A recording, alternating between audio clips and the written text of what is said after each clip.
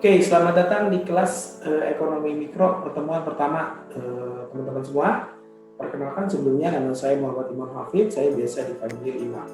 Oke teman-teman, saya tanpa panjang lebar kita akan langsung masuk ke materi pertemuan pertama.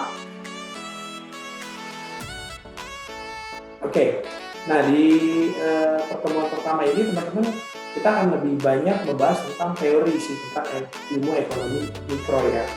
Tapi sebelum teman-teman lanjut kita belajar tentang ilmu ekonomi mikro, teman-teman juga harus memahami definisi dari ilmu ekonomi ya. Dari ilmu ekonomi itu sendiri dulu apa ya. Nah kalau kita bicara tentang ilmu ekonomi itu apa sih Pak? Ilmu ekonomi adalah ilmu yang berkaitan dengan segala kegiatan manusia dalam rangka memenuhi kebutuhan hidupnya ya. Ini definisi dasar dari ilmu ekonomi.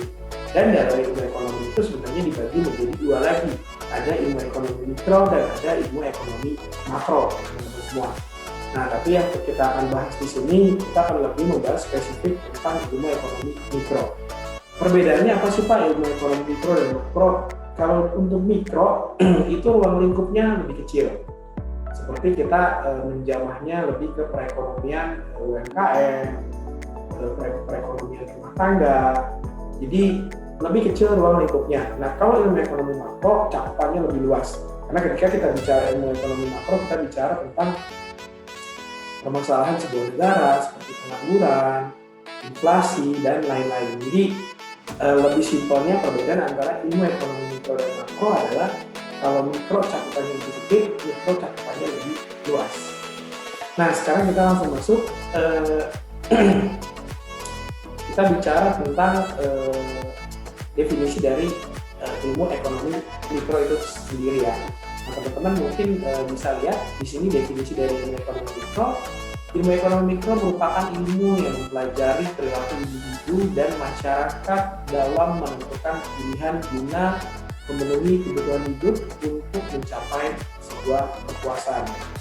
Nah, di sini ekonomi mikro membahas seperti yang tadi saya sudah infokan di awal, hanya membahas masalah aktivitas-aktivitas yang sebagian kecil dari perekonomian global atau ruang lingkupnya lebih sempit teman-teman semua. Memusatkan pada konsumen, produsen, rumah tangga, konsumen, rumah tangga produsen, pendapatan, pasar, harga, penawaran, serta permintaan. Nah, dalam memenuhi kebutuhan hidup manusia sering terjadi yang namanya ketidakseimbangan antara kebutuhan dengan alat pemuasnya. Kebutuhan manusia tidak terbatas, sementara alat pemuas kebutuhan jumlahnya sangat terbatas. Permasalahan-permasalahan ini yang menyebabkan timbulnya yang pertama adalah kelangkaan. Ya, barang dan jasa semakin terbatas, semakin bernilai dan kebutuhan manusia beragam tidak terbatas. Dengan adanya kebutuhan yang tidak terbatas ini, maka manusia dihadapkan pada suatu pilihan. Kemudian yang kedua pilihan tadi, karena dia kebutuhannya tidak terbatas serta alat pemuasnya terbatas, jadi ada manusia dihadapkan pada sebuah pilihan atau choice.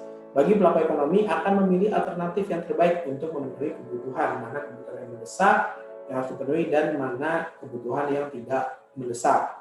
Nah, dari kedua ini timbullah yang namanya opportunity cost atau biaya kesempatan. Ketika manusia dihadapkan dalam suatu pilihan, maka akan terpikir mana yang mendesak, yang tentunya memikirkan biaya dalam arti untung dan rugi.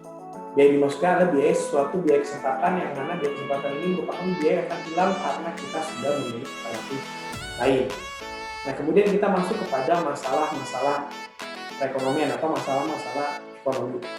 Nah, kalau kita lihat teman-teman di sini semua masalah ekonomi klasik dirintis oleh Adam Smith, David Ricardo, dan John Stuart Mill.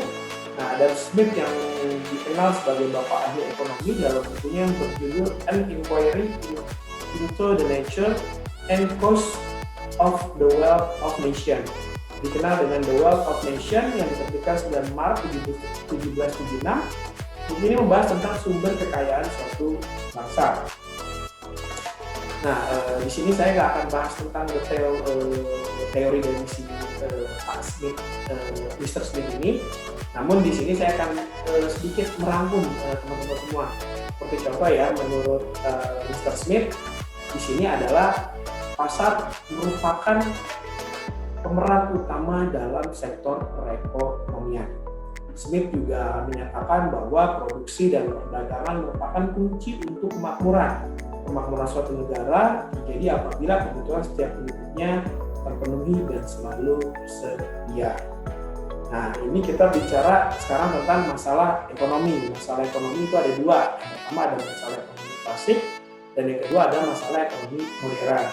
Nah, masalah ekonomi klasik yang pertama itu masalah produksi, masalah distribusi, serta masalah konsumsi. Sedangkan kalau masalah ekonomi modern itu biasanya sama juga sih, ada 3 masalah. Yang pertama lebih kepada barang apa yang diproduksi dan berapa banyak, lalu bagaimana cara memproduksinya, dan untuk siapa barang dan jasa diproduksi. Sebenarnya hampir mirip-mirip antara masalah ekonomi klasik dan modern, teman-teman. Oke. Kemudian yang berikutnya, kenapa sih Pak kita harus belajar yang namanya ilmu ekonomi mikro ya? Nah, pastinya sebagai individu tentu ada rasa keingintahuan mengapa kita meski belajar ekonomi mikro. Hal ini menjadikan kunci sebagai pandangan untuk memberikan arahan pada pengalokasian sumber-sumber dana tersebut. Adapun manfaatnya yang pertama adalah ya pastinya kita dapat mengetahui namanya kebijakan ekonomi. Kemudian sebagai dasar dalam membuat ramalan menurut semua. Kemudian untuk dapat mengetahui arus perputaran keuangan serta mempelajari seluk-beluk bagaimana harga dapat terbentuk, teman-teman.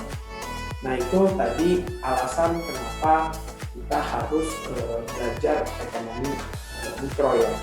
Nah, mungkin saya nggak akan membahas lebih detail ya. Saya akan membahas lebih kepada cakupannya saja ya. Tadi maksudnya cakupan luasnya aja ya. Nah, sesuai dengan yang tadi saya infokan untuk 4 alasan kenapa kita harus belajar ilmu ekonomi mikro. Nah, kemudian sekarang kita bahas tentang jenis-jenis analisa ekonomi mikro. Nah, itu ada analisa ekonomi dibagi menjadi 3, teman-teman semua. Yang pertama, ekonomi deskriptif, teori ekonomi, serta ekonomi terapan. Nah, saya akan coba sedikitkan secara satu persatu. Ekonomi deskriptif menggambarkan keadaan sebenarnya wujud dalam perekonomian, digunakan untuk mengumpulkan keterangan-keterangan yang terjadi di alam semesta dalam kehidupan manusia. Kemudian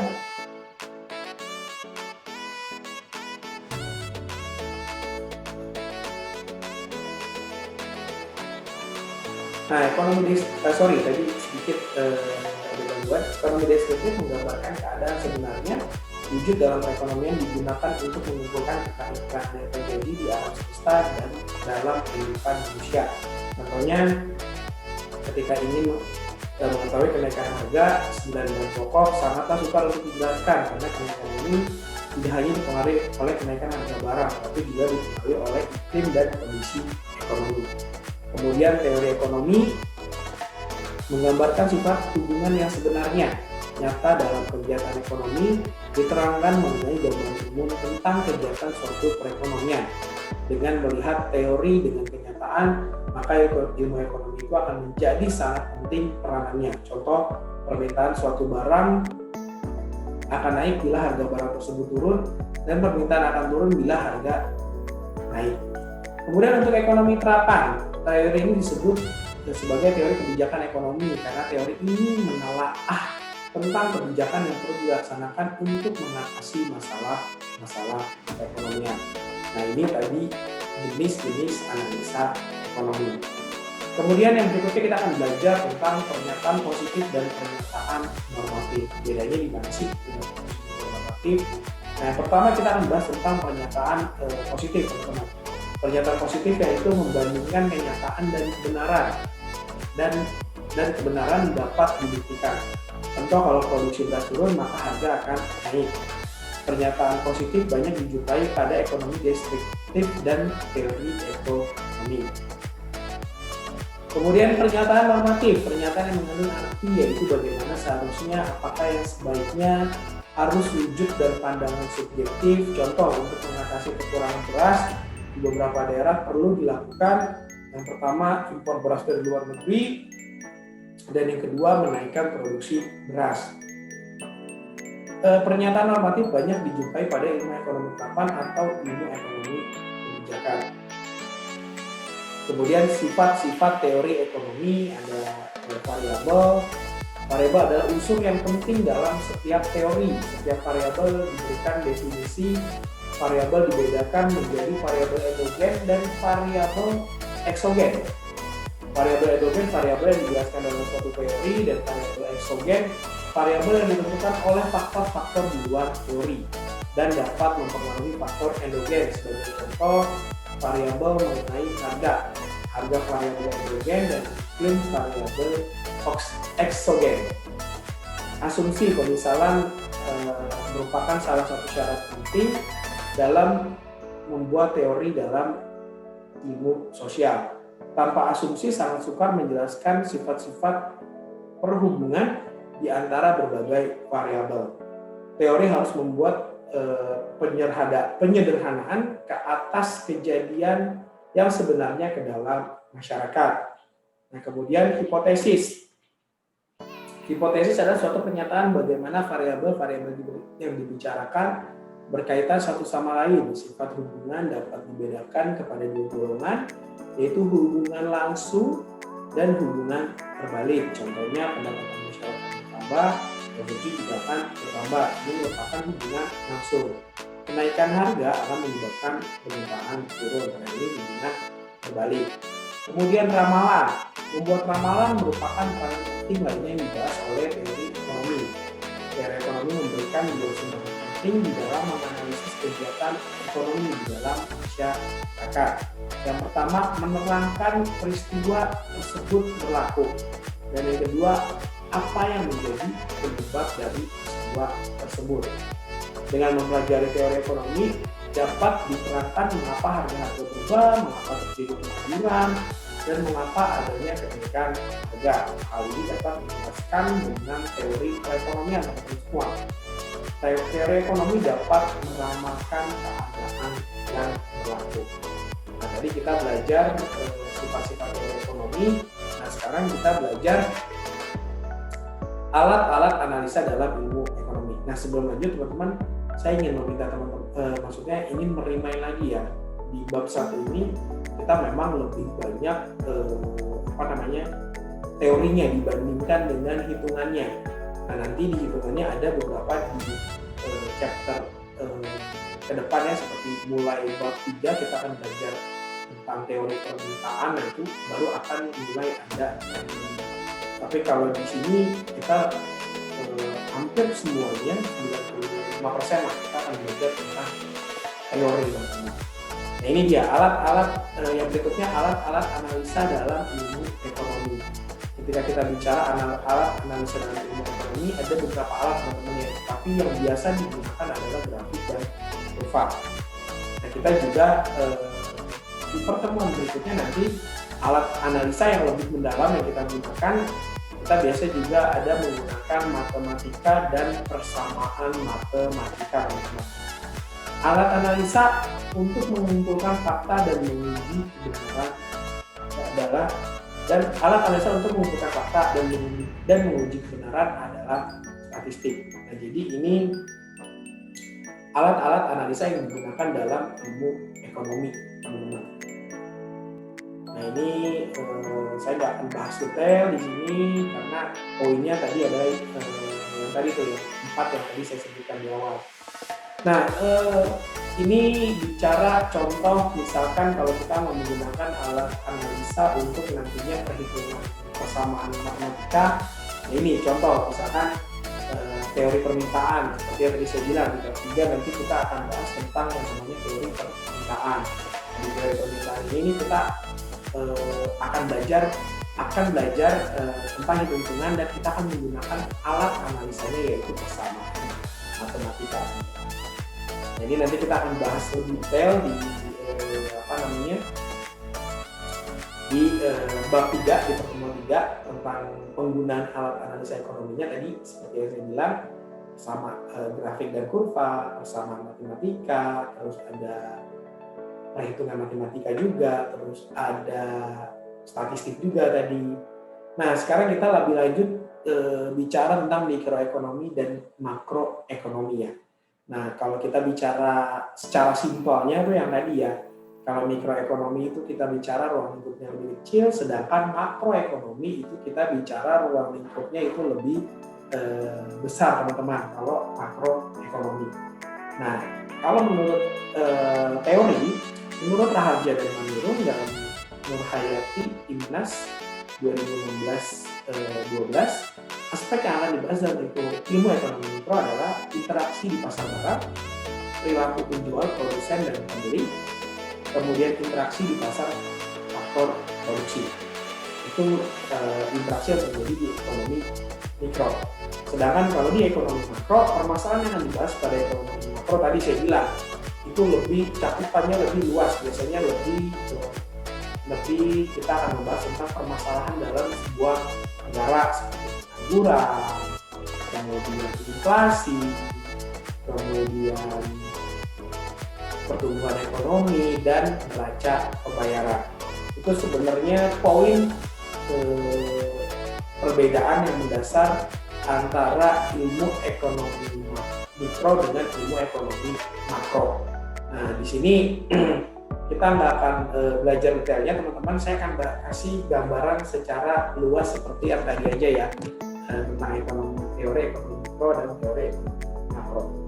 Nah, lalu sekarang kita akan bahas tentang teori ekonomi mikro sebagai teori ekonomi klasik, di mana di sini titik awal dari perkembangan ilmu modern dimulai dari Adam Smith di tahun 1723 sampai 1790, menerbitkan dengan buku dengan judul An Inquiry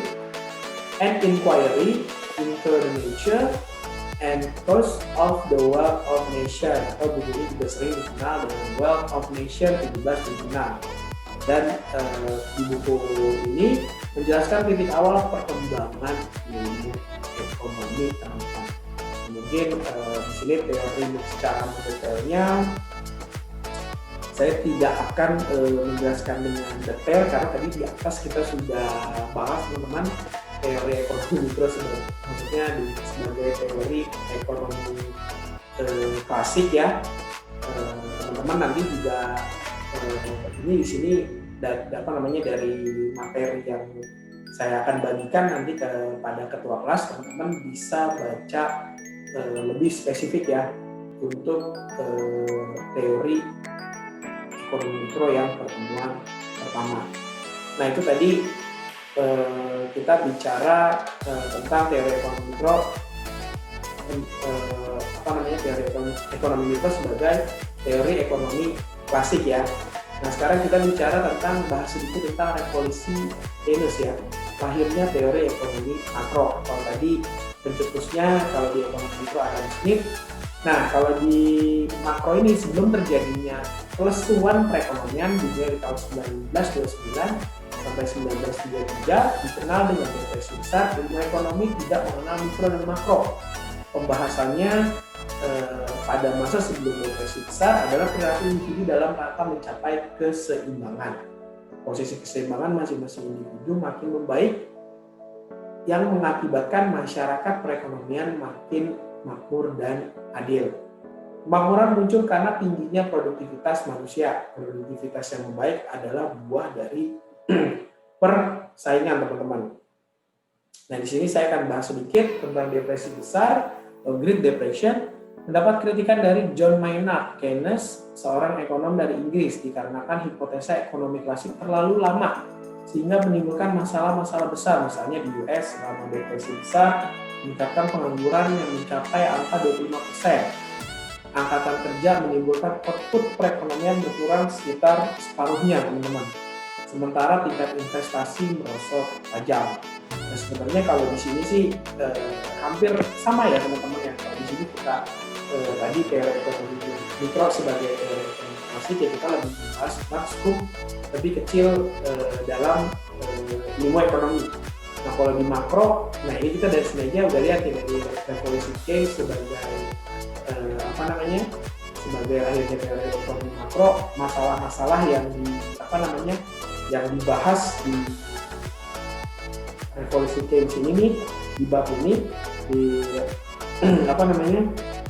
lahirnya teori ekonomi makro, itu masalah perekonomian yang memang cakupannya lebih besar. Kalau kita lihat contoh di sini, masalah yang terjadi pada negara, perekonomian di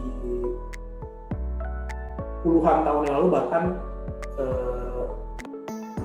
puluhan tahun yang lalu, yang maksudnya benar-benar yang sudah terjadi di masa lalu, yang memang kalau kita lihat menyebabkan lahirnya yang namanya teori ekonomi makro. Jadi tadi kalau kita bahas detail, ada tingginya pengangguran, angka pengangguran mencapai 25%, kemudian merosotnya investasi, dan masih banyak lainnya.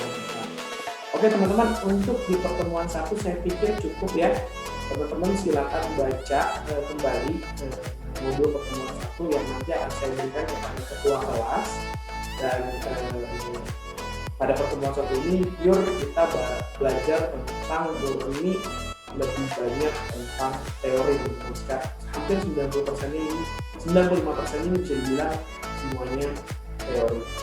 Oke, untuk teman-teman mungkin untuk mendukung channel ini, teman-teman bisa bantu subscribe dan teman-teman bisa bantu berikan like juga ya teman-teman ya. Oke, terima kasih untuk pertemuan pertama teman-teman. Sampai ketemu di pertemuan kedua. Sekian dan terima kasih teman-teman.